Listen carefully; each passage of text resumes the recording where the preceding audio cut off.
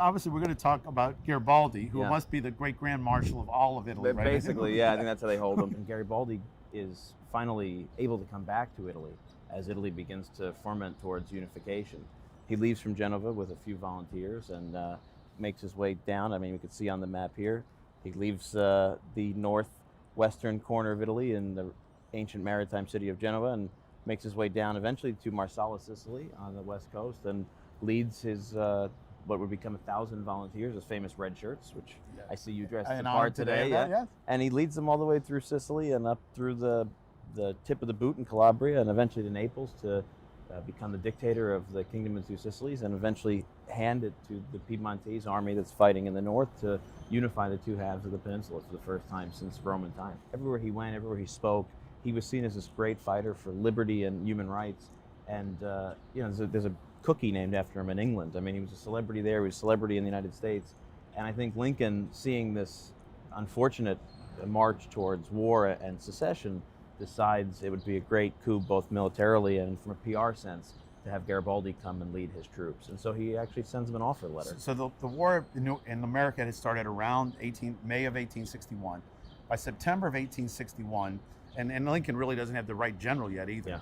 He gets word to Garibaldi, I want you to come lead the army. Yeah, it's pretty amazing to think that he would, we have such a history of military leadership in this country, and all of these great soldiers from West Point, and obviously many of them are fighting for the South because they're from here, and so I think it's sort of Lincoln's attempt to really shift the paradigm, and he goes overseas and goes to Garibaldi, and Garibaldi essentially receives this letter with a hand delivery. Yes, with a real offer for a commission as a major general, and because he's in such high demand, he really takes his time and sort of sends back a very loaded answer. He sends back an answer set with conditions. One of which is he needs the full command of the Union forces. Garibaldi always had his own way of fighting and never liked to answer to another leader. And if he's going to do that, he's going to be the leader of the full force, and it's going to be a war declared for the abolishment of slavery, which it hasn't been at that point. Lincoln had been very clear in March when he took office that he was not going to abolish slavery, that the Constitution didn't allow him. Yeah. And he was actually, in the early stages, they were returning captured slaves to the Southerners who they captured them from. Yeah, I mean, people oftentimes boil down the Civil War into this very oversimplified idea of freedom versus slavery, and it really wasn't. And it was not abolition was a popular movement in the Union in the years prior to secession, but it was in no way a declared objective of the war in the early stages. And Garibaldi makes that compact, that condition, part of what would bring him over here. And of course, Lincoln can't meet it at that point, and so he ends up staying in Italy. But he does actually help to use his popular image to muster a troop in New York called the Garibaldi Guard. Yes. Yeah.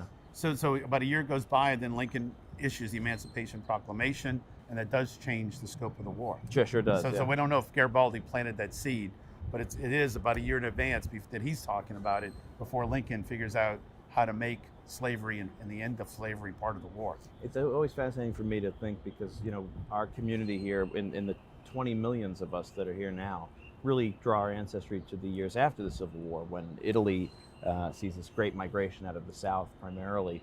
So I often feel like we don't necessarily have a sense of historical attachment to the Revolution and the founding and the Civil War, but in fact, if you really do dig down, at the core of so many of our values is Mazzini's idea of all men being created equal, Garibaldi's insistence that this is a fight for freedom and equality.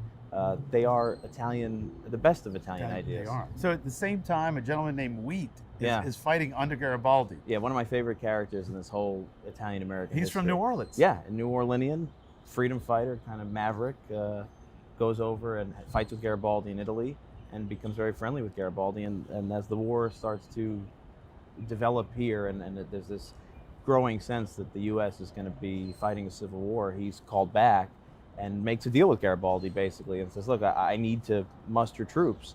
Can you send me some volunteers? Wheat comes back and puts together this troop.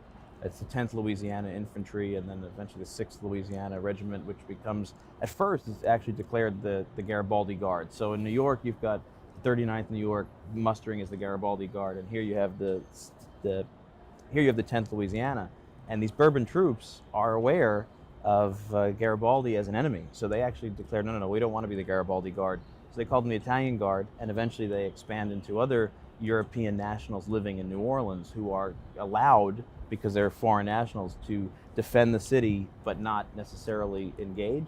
So they create this larger European brigade, Spaniards and French and Irish and Italians. And also where we get that is it becomes the Tigers. Yeah, amazingly enough, right? You know, the Wheat's Tigers become Lee's Tigers, become the LSU Tigers. Yeah, it's a crazy part of the history of this city, and I mean, LSU, what an institution here in Louisiana and in the country, and I don't think people realize that little tie that we have to our Southern Italian history. And oddly enough, Nick LaRocca of Salva Peruta wrote the Tiger Fight song in 1917, Tiger Rag. LSU owes a lot to the Sicilians, I They think. do. Absolutely, Yeah. they do. On Easter in 1282, apparently the story is that a French soldier accosts a Sicilian girl, and her husband and his friends and family and his kin, they rise up and they murder the French troops in Palermo in order to push them out and avenge this distasteful act. And it actually is, now it's called the Sicilian Vespers, and it leads to the expulsion of the French from the island and the separation for the first time of what used to be the Kingdom of Sicily and Southern Italy and Sicily into two Sicilies. So I understand that there was a chant during that period. And what was that chant? So some people claim that the chant of the Sicilians is Morte alla Francia Italianella, death to France, Italy cries.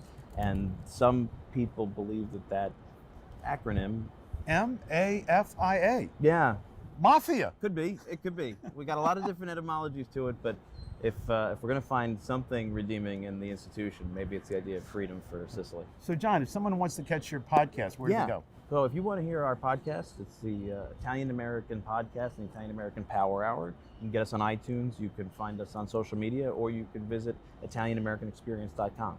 Great. John, I want to thank you for Thanks, being on the Josh. show. Oh, it's a fun and have time. a great ride tonight. Thank you very much. Hope it's Welcome good. back to New Orleans. Thank you. Stay tuned. We'll be right back with more of Celebrating Culture.